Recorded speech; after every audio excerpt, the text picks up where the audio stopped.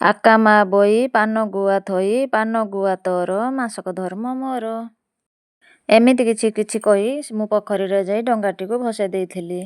ତାପରେ ଆସି ମୁଁ ତୁଳସାରେ ମୁରୁଜ ଆଙ୍କିଥିଲି। ଆଜି ମୁଁ ମହାପ୍ରଭୁଙ୍କର ଆଙ୍କିଛି ଚିତ୍ର, କିନ୍ତୁ ମୋ ଦେଇ ଏତେ କିଛି ହୁଏନି, ତେଣୁ ଯେତିକି ହେଇଛି ମୁଁ ଆଜି ଆଙ୍କିଥିଲି। ତାପରେ ତୁଳସା ପୂଜା ସାରିକି ତାପରେ ମୁଁ ବାଲୁକା ପୂଜା କରିଦେଇଥିଲି। ବାଲୁକା ପୂଜା କରିସାରି ଟିକେ ମନ୍ଦିର ଆଡ଼େ ପଳେଇ ଯାଇଥିଲି। ମନ୍ଦିର ଯାଇ ଟିକେ ଧୂପ ଆଉ ଦୀପ ପ୍ରଭୁଙ୍କୁ ଦେଇଥିଲି। ତାପରେ ସେଠୁ ଟିକେ ପ୍ରସାଦ ଆଣିଥିଲି। ପ୍ରସାଦ ଆଣିକି ଟିକେ ଶ୍ୱଶୁରଙ୍କୁ ଆଉ ମୁଁ ଟିକେ ପାଇଥିଲେ। ତାପରେ ଦ୍ୱିପହରରେ କ'ଣ ରାନ୍ଧିବି ଶ୍ୱଶୁରଙ୍କୁ ପଚାରିଲି। ଶ୍ୱଶୁର କହିଲେ ମୁଁ ଖାଇବିନି ଖେଚେଡ଼ି, ତେଣୁ ସିଏ ହୋଟେଲ ଯିବେ କହିଥିଲେ। ତେଣୁ ମୋ ପାଇଁ ମୁଁ ଘିଅରେ ସବୁ କରି ପକେଇଥିଲି। ଘିଅରେ ଅରୁଆ ଚାଉଳକୁ ଏମିତି ମୁଗ ଡାଲି ଖେଚେଡ଼ି କରିଦେଇଥିଲି। ଆଉ ହେଉଛି ସବୁ ଆମର ପନିପରିବାକୁ ପକେଇକି ଗୋଟେ ସବୁ ପ୍ରକାର ପକେଇକି ଘାଣ୍ଟ ଗୋଟେ କରି ପକେଇଥିଲି। ତାପରେ ସବୁ ଅଦାରେ ଏମିତି ଛୁଙ୍କ ମାରି ଦେଇଥିଲି।